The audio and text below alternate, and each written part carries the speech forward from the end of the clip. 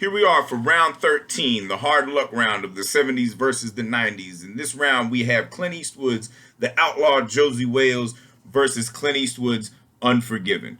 And when it comes to Clint Eastwood, he's kind of the bastard son of John Wayne, but in a way, he's also a culmination of all the other great Western stars that came before him, like Gary Cooper and Jimmy Stewart to a certain extent, but also somebody that clearly had a distinct style. And that style, of course, was etched by Sergio Leone, who put him in the Dollars trilogy, and then later Don Siegel, who would work with him on, several Westerns and his other most iconic role, Dirty Harry.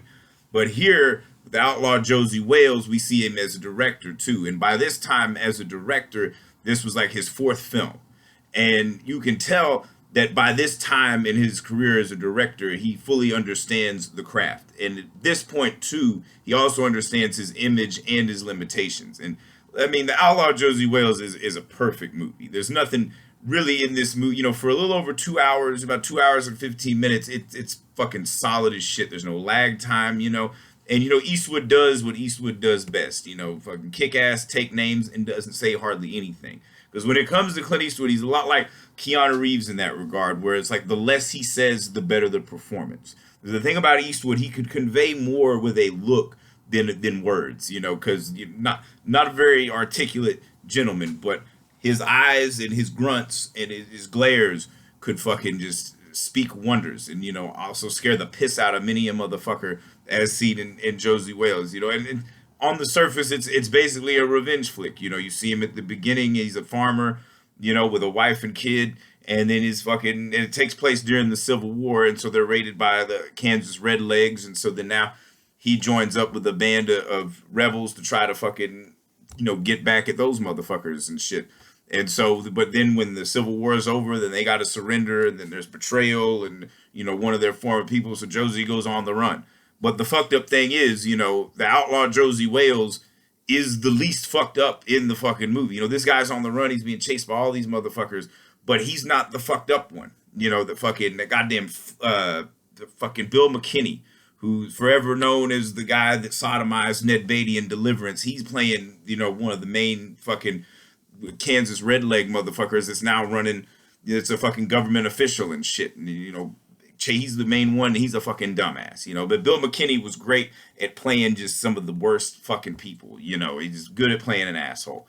And, Fletcher, played by John Vernon, who was also really good at playing assholes, the villains in this one, they're not as, like, bad, because, especially Fletcher, he's kind of more of a villain of circumstance than anything else, But the movie itself, the action's great, even the side characters, like Chief Dan George, talk about a movie that really shows respect to the Indian characters in it. Chief Dan, even more so than Little Big Man. This movie shows nothing but respect for its characters. And, this, for a guy that's so morally ambiguous, considered a cold-blooded killer, he's really not, And he's more forced into it. And that's the kind of the point of the story, is where it's like this guy wasn't violent until violence found him, type thing. And so, and it kind of moves it forward to Unforgiven when we see this character further out, where they're considered kind of a culmination of everything that Clint Eastwood ever did. And, it was the last Western he ever made. Like, Outlaw Josey Wales, that was the last Western he made in the 70s. And in between Josey Wales and Unforgiven, he only made one other Western, and that was Pale Rider in the mid-80s. And by the time he gets to Unforgiven, he's been directing a lot more movies, and most of the movies that he stars in all through the 80s, if he didn't direct them, were just shit that he could phone it in, that were either directed by James Fargo or Buddy Van Horn, who was also his stuntman. And the thing about it is, by the time he gets to Unforgiven, he's kind of forgets how shitty of an actor he is. But I'd argue he's a better director than he is an actor, because in Unforgiven, as opposed to like Outlaw Josey Wales, where he just rules the whole movie, he commands the film, and everybody around him is also great. Unforgiven is better when Clint Eastwood is not in it. Like, Gene Hackman as the villain is like incredible. Like, he overshadows the villains in Outlaw Josey Wales. I'll say that Unforgiven does have a better villain. And the scenes with Richard Harris as English Bob, and he's beating the shit out of him, like, those scenes are great. all up until he starts fucking with Morgan Freeman. I was on Gene Hackman's side, but then after, because Morgan Freeman's character didn't do shit, and fucking homeboy should have just took that goddamn rifle, because that's what got him fucking killed. And then, but it takes 2 fucking hours to get Clint Eastwood, and I get it. There's the whole premise is that this guy was a vicious killer, and he met a woman, fell in love, and all this shit. And she turned him away from that, made him find religion, made him quit drinking and killing. And it's like, I get that. But the dude would not be this fucking loquacious and whiny. Like, he would still be sure of himself, Like, yeah, you can come to terms with being a piece of shit and not whine about it. Because, it's like, honestly, if they'd have cut Eastwood's dialogue down considerably, and he should have known this, he should have took a play out of Gary Cooper's book and just fucking had Morgan Freeman do all the fucking talking. But instead, you're putting Morgan Freeman to sleep, dude. Like, let him save the fucking soliloquizing for motherfuckers that know how to act. Like Richard Harris, he comes from the English stage.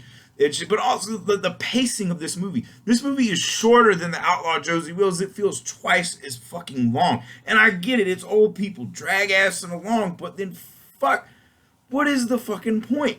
Like, honestly, if you wanted that movie to be more effective, you could have cut it down to like an hour and a half.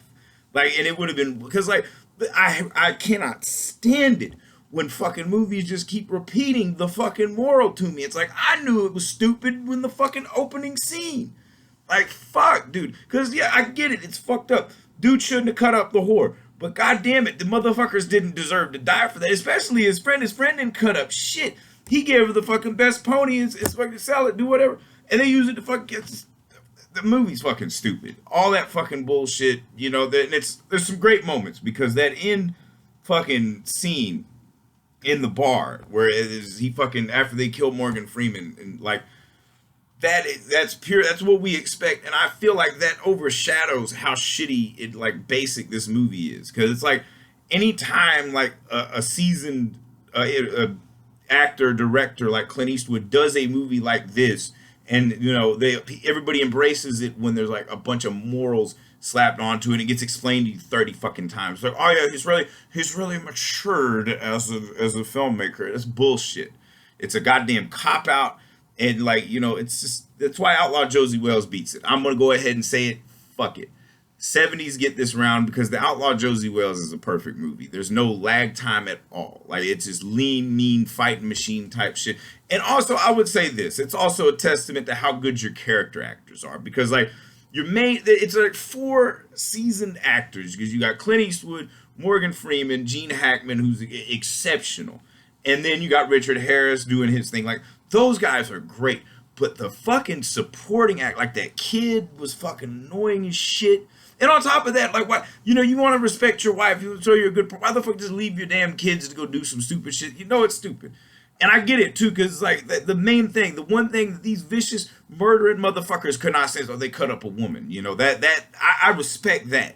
But, like, that whole, oh, my God, just doing shit for 1,000, yes, goddamn. And I get, maybe that's the point, but it could have been done a lot fucking better in a lot less time. I've seen plenty of Westerns make the same goddamn point in half the fucking time and done way more intense and better. Eastwood should have known his fucking lane. He knew Hackman's lane, had Hackman right where he needed to be. And oh my God, dude. The fucking why? It's just, ugh, ridiculous. So, 70s get this. For those of you keeping score, that is fucking 8-5 70s. And so, as I've been saying, 70s is the greatest fucking decade in filmmaking, because, like, and it, changing times, and, also Hollywood hadn't been making Westerns for a fucking while, and other than Tombstone, there really weren't any great Westerns of the 90s, with the exception of The Quick and the Dead. But Unforgiven is like, it's kind of like John Wayne type shit. But even The Shootist was better than Unforgiven. If we're going to talk about all the culmination of shit. So, and what's ironic to me is, like, his main inspirations as a director is the guys that made him, Sergio Leone and Don Siegel. You clearly see that fucking, you clearly see that mentorship shine through in the Outlaw Josey Wales. But with Unforgiven, this is more like a culmination of Westerns, because It's the least from a Leone or Siegel film. It's more like John Ford fist fuck peck and paw while watching a Sergio Corbucci film. That's what the fuck this movie is, and it's fucking dog shit. Because it's ironically, for every time that Eastwood tried to be Leone, he ended up being more Corbucci than anything else, and he wasn't that good at that either. But yes, 8.5 70s are still on top. Who knows for how long? 90s could come back. You know, it's been up and down. You know, last week was a wild card. Next week could be a wild card too, where we put George Lucas's American Graffiti against Richard Linklater's Dazed and Confused. So, also another testament of like maybe, you know, when you're old, like old people don't need to be making movies. You know, maybe Tarantino's right in that regard. You know, because all they want to do is just soliloquize about bullshit that doesn't fucking matter. It's like, was I really that bad? Let Morgan Freeman be your moral compass and do all the fucking talking. Stick to your grunts like you're good at and shit, you know. And I get it. There's whole, but it's a trope that's been used a million fucking times. It's weak and it's lame. Outlaw Josey Wales is just a fucking badass movie. That's the kind of shit we want to see. You know, the people try to like justify liking westerns. That's all it fucking is. So, 8.5 70s. Stay tuned next week for American Graffiti versus Dazed and Confused. This shit's heating up. Perfect timing because it's the summer.